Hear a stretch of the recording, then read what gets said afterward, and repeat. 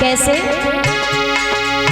काल सदा अपनी रस डोले, ना जाने कब सिर चढ़ डोले। हरि का नाम जपो निस्वासल, हरि का नाम जपो निस्वासल, इसमें अब बरस महीना क्या, हरि नाम जीना क्या, हरि नाम नहीं तो जीना।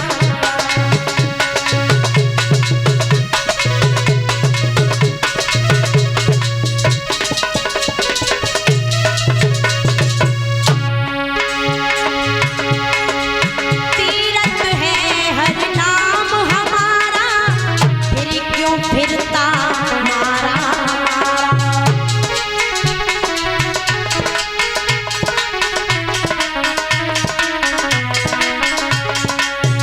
लोग कहते हैं मक्का मदीना बड़े बड़े तीर्थ धाम जाकर के हमें शांति मिल जाएगी।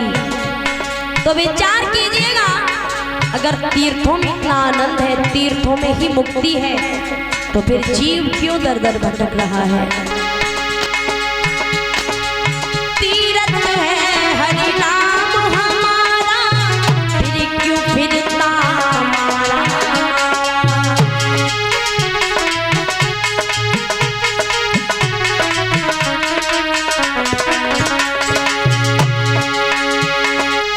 अंत समय हरि नाम न आवे,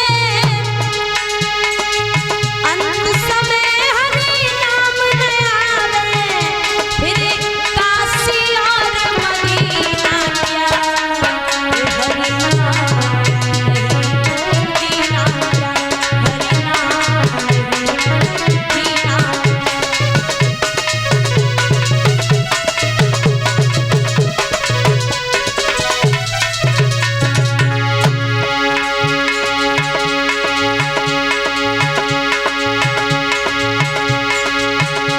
ए भूषण से सब अंग सजावे, रसना पे हरि नाम न आवे।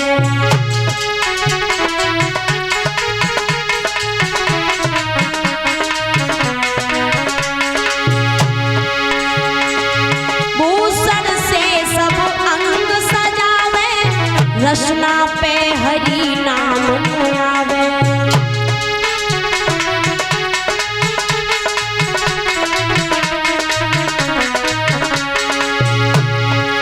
देह पड़ी रह जाई यहीं पर, देह पड़ी रह जाई यहीं पर, फिर कुंडल और नगीना क्या, हरि नाम नहीं तो जीना क्या, हरि नाम नहीं तो जीना।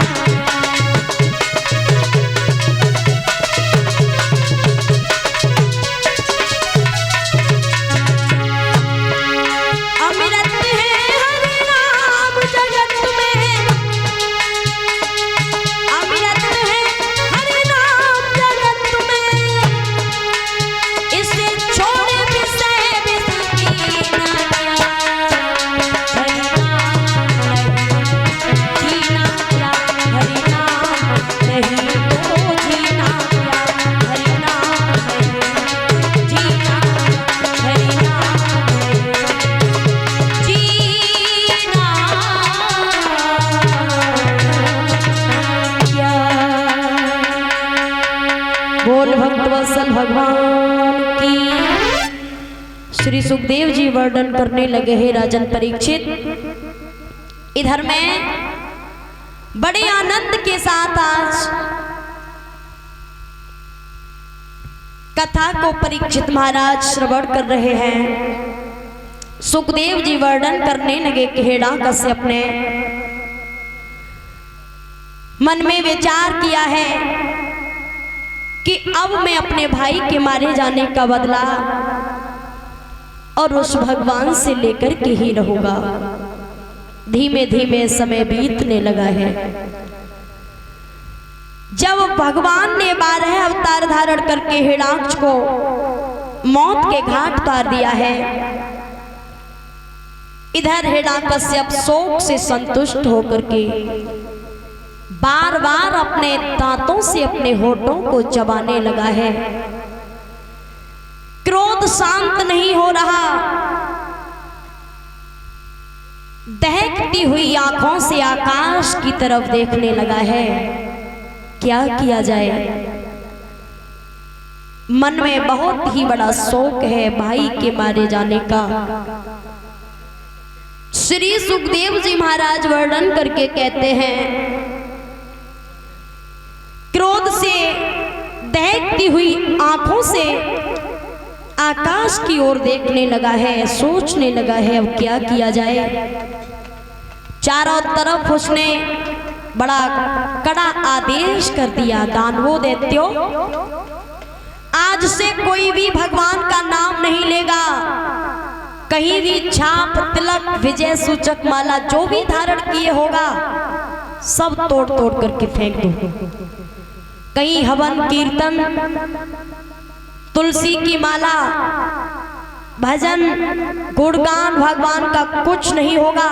आज से जहां भी पूजा जाएंगे तो हम, जहां भी पूजन होगा, जहां भी मेरे नाम का स्मरण होगा, वो इस नगर में रह सकता है। जिसने भी भगवान का नाम लिया उसके साथ में बहुत गलत व्यवहार होगा, ऐसा आदेश किया। चारों तरफ ढिढोरा पिटवा दिया है। अब तो सभी बड़े परेशान होने लगे हैं। नगरवासी सोचने लगे क्या किया जाए। हिरण्याकश्यप ने तो बड़े बड़े आदेश कर दिए।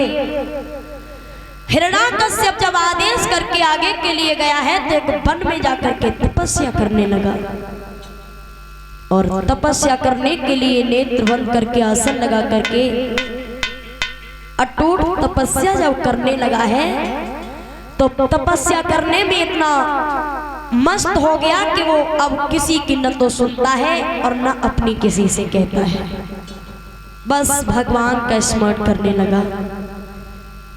भाई बंधुओं, माता बहनों, ब्रह्मा जी को याद किया है, और कैसे याद कर रहा है, हे नाथ आप आकर के मुझे दर्शन दो। ब्रह्मा जी आकर के समकक्ष खड़े हो गए। जवाब दिया, बस तुम क्या चाहते हो? उसी समय जवाब दिया, अगर तुम मुझे वरदान देना चाहते हो, मेरी तपस्या से प्रसन्न हो, तो मैं जो वरदान मांगू वो वरदान आप मुझे दोगे। ब्रह्मा जी कहने लगे, क्या मांगोगे? तब हिरण्याकश्यप मांगने लगा है, हे नाथ आप यदि हर्षित हैं तो मुझको मन चाहा वर दो, ना तनिक रहे भय मृत्यु का।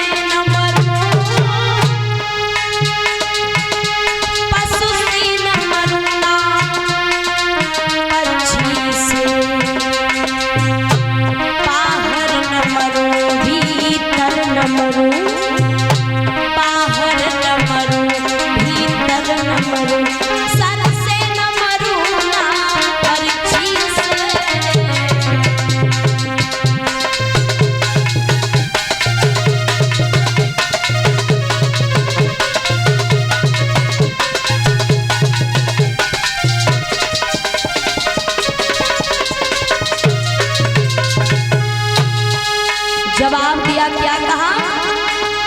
अगर तुम मुझे ऐसा वरदान दे दोगे प्रभु तो ये मानो दुनिया की सारी संपदा मेरे हाथों में आ जाएगी।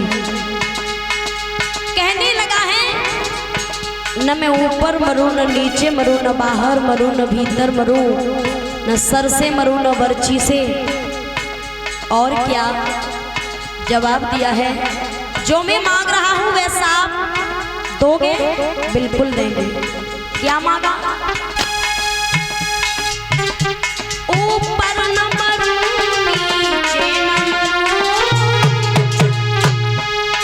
हो दर से न मरूं ना मानव से, ऐसा वर मुझको दे दो तुम, ऐसा वर मुझको दे दो, ना तनिक रहे भय मानव से, ऐसा वर मुझको दे दो, ना तनिक रहे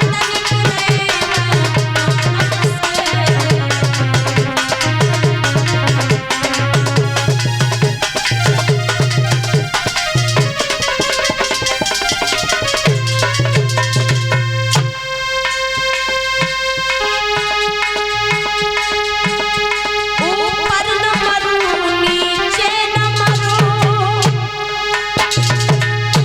नर से न मरूं नादान से, ऐसा वर मुझको दे दो प्रभु, ऐसा वर मुझको दे दो, ना तनिक रहे भय मानव से, ऐसा वर मुझको दे दो।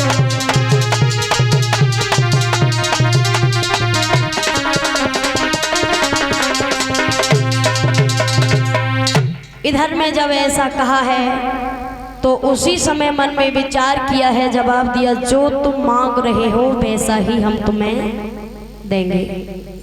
क्यों?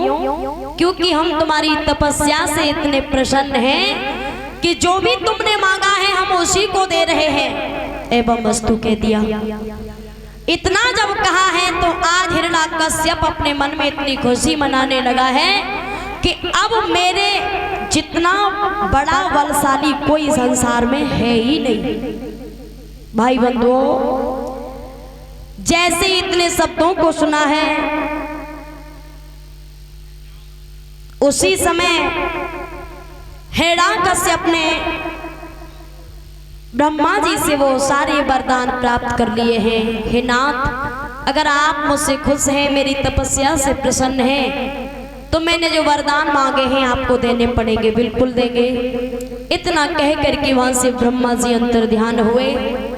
वरदान प्राप्त करके आज हिरण्याकश्यप अपने नंगर में आया है।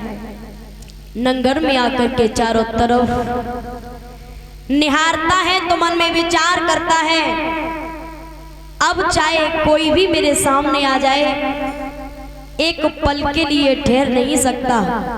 लेकिन भाई बंधुओं, माता बहनों, मन में विचारता हुआ चारों तरफ ढिढोरा पिटवा देता है कि लइयो मम बेरी को नाम कोई भूले नहीं, माला तोड़े फेंको छाप तिलक को लगइयो ना। कोई भी मेरे राज्य में और भगवान के नाम का स्मरण नहीं करेगा। बड़े बड़े आदेश करने लगा है और कहने लगा है, जाए ना दिवाले नो परवाले हुई उतारी ले ओ, पूजा पाठ योग यज्ञ हवन को करियो ना। मनइयो न मात पिता करियो गो विप्रघात, गुरुवन में सौगात लात छाड़ के दिवइयो ना। खइयो माँ समुद्र उड़इयो पुराण वेदन को, लइयो न दया देवी देवतन को मनइयो ना। ऐसे शब्दों को जब सबने सुना है अब तो बड़े परेशान होने लगे। हिरण्याकश्यप बड़े कड़े कड़े आदेश कर रहा है। क्या किया जाए? धीमे धीमे समय बीतने लगा है। सभी देवी देवता डरने लगे हैं, परेशान होने लगे हैं। नंगरवासी घर घर में हिरण्यकश्यप के नाम की जय जयकार करने लगे हैं। लेकिन भाई बंधु, माता बहनों, इधर देवर्षि नारद जी ने देवताओं की सभा में जाकर के समाचार सुना है। तो सभी देवता आपस में विचार कर रहे थे कि ऐसा किया जाए कि हिरण्यकश्यप जो इतना पाखंडी हो चुका है, इसकी जो पत्नी है कयाधु, उस कयाधु के गर्भ में एक शिशु पल रहा है। और ऐसा किया जाए कि अगर कयाधु के गर्भ को नष्ट कर दिया जाए तो आगे इसका वंश ही नहीं चलेगा। अगर इसके पुत्र पैदा हो गया तो ये पाखंडी और ज्यादा क्रोधी हो जाएगा और ज्यादा अहंकारी बलवान हो जाएगा, इसलिए इसकी संतान को नष्ट कर दिया जाए। जैसे इतने शब्दों को नारद भगवान ने सुना, नारद ने जवाब दिया है देवताओं को, देवताओं आप इस बात को जानते नहीं हो। मैं अपनी समझ से ये कहना चाहता हूं कि कयाधु के गर्भ को नष्ट न किया जाए, कयाधु के गर्भ की रक्षा की जाए। जो कयाधु के गर्भ से पुत्र या पुत्री जन्म लेगा वो अपने पिता के मान को घटाएगा, हमारा कुछ बिगाड़ने वाला नहीं है। ऐसे शब्दों को जब सुना, सभी देवी देवता तो कयाधु के गर्भ की रक्षा करने लगे हैं। धीमे धीमे समय बीतने लगा है। गर्भ का समय जब पूर्ण हुआ तो कयाधु ने सुंदर से बेटा को जन्म दिया है। बोल गोविंद भगवान की। जब सुंदर से लाला को जन्म दिया, अब तो वो बेटा धीमे धीमे जब बड़ा हुआ है, नाम उसका रख दिया है प्रहलाद। जब प्रहलाद धीमे धीमे बड़ा हुआ, अबलाओं को छोड़कर गया इंद्र सहलाद, प्रकट हुए कुछ दिन वहां परम भक्त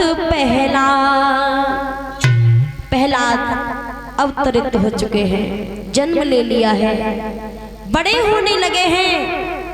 लेकिन चारों तरफ प्रहलाद जब निहारते हैं तो हिरण्यकश्यप के नाम की जय जयकार होती है। धीमे धीमे समय आगे के लिए बीतने लगा है। प्रहलाद थोड़े और बड़े हुए हैं, हर बात को समझने लगे हैं। एक दिन प्रहलाद ने अपनी मैया से कहा है, माँ अगर तुम मुझे आज्ञा दे दो तो ये हमारा नंगर है, इस नंगर को हम घूम करके आए। तब मैया ने जवाब दिया, बेटा अगर तुम चाहते हो तो चले जाओ इस नंगर को देखने के लिए। प्रहलाद अपनी मैया से आज्ञा लेकर के चले। चारों तरफ देख रहे हैं कि मेरे पिता के नाम की जय जयकार हो रही है। अपने पिता हिरण्यकश्यप का नाम स्मरण करते हुए जा रहे हैं। तब प्रहलाद को एक दृश्य दिखाई दिया है। क्या दिखाई दिया? एक बेचारी बहुत बूढ़ी मैया है और वो बूढ़ी मैया अबा के पास में बैठी है। बैठी बैठी आंखों से अश्रुपात कर रही है और रो रही है, कह रही है, हे भगवान, हे प्रभु, अगर तुमने मेरी लाज को नहीं बचाया तो ये दुखिया तड़फ तड़फ करके यही मर जाएगी। अगर तुमने मेरी आवाज को नहीं सुना तो मैं अपने प्राणों को यही छोड़ दूंगी। लेकिन कारण क्या है? क्यों रो रही है वो कुमारी? क्यों आंखों से अश्रुपात कर रही है और कह रही है, प्रभु तेरे नाम का सहारा जिसने लिया है उसका तूने बेड़ा पार किया है, लेकिन आज ये दुखिया भी तेरे लिए बहुत बेताब है। और रो रो करके कह रही है, और क्या बोली है? अरे रोई रोई बुढ़िया कहे, हे प्रभु अगर तुमने मेरी लाज को नहीं बचाया तो मैं मर जाऊंगी। प्रहलाद जाकर के पूछता है क्या बात है मैया, तू मेरे पिता के दुश्मन का नाम क्यों ले रही है।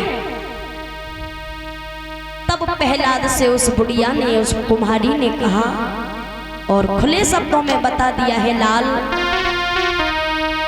अरे रोए रोए कुम्हारी कहे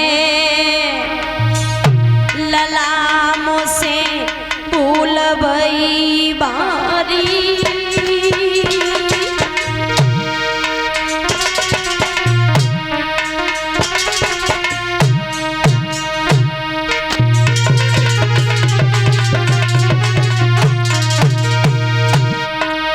रोई रोई बुढ़िया कहे लला मुझसे भूल भई बारी। क्या हो गया, हाय धोखे से दब गए अब हमें बिल्ली के सुतचारी। लाला धोखे से दब गए अब हमें।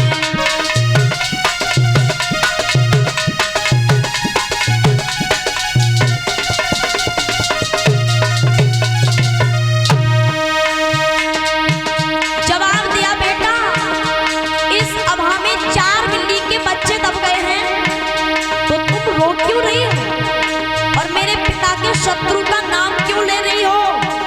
तब कुमारी ने जवाब दिया मेरे लाल, अरे लगन मेरी ईश्वर से लागी।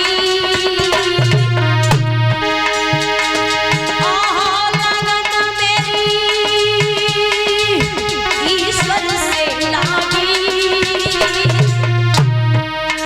बेटा बे हरि अपरंपार चरण रज उन्हीं रे लागी।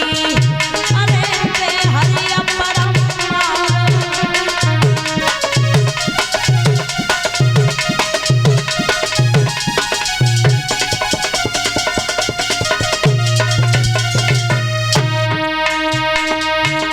मुझे अपने पारब्रह्म परमात्मा पर अटूट विश्वास है।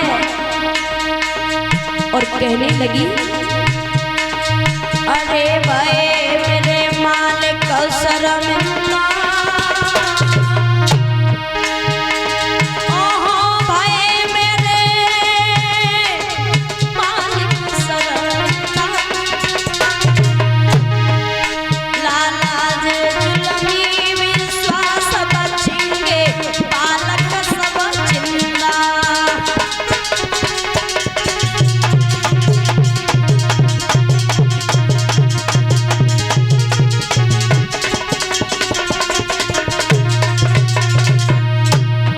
ओए ओए रोई रही कुंवरी सिरे मैया,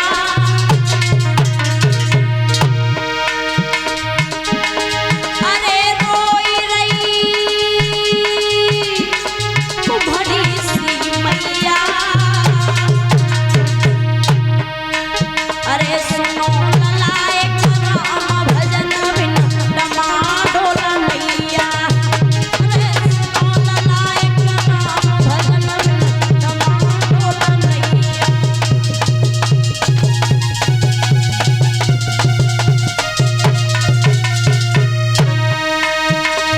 अरे हरी हरी बोलो मेरे प्यारे। ओहो हरी हरी बोलो मेरे प्यारे। भैया करम लिखी सोई होई प्रभु के करत वही न्यारे। करम लिखी सोई होई कन्हैया के करत वही न्यारे।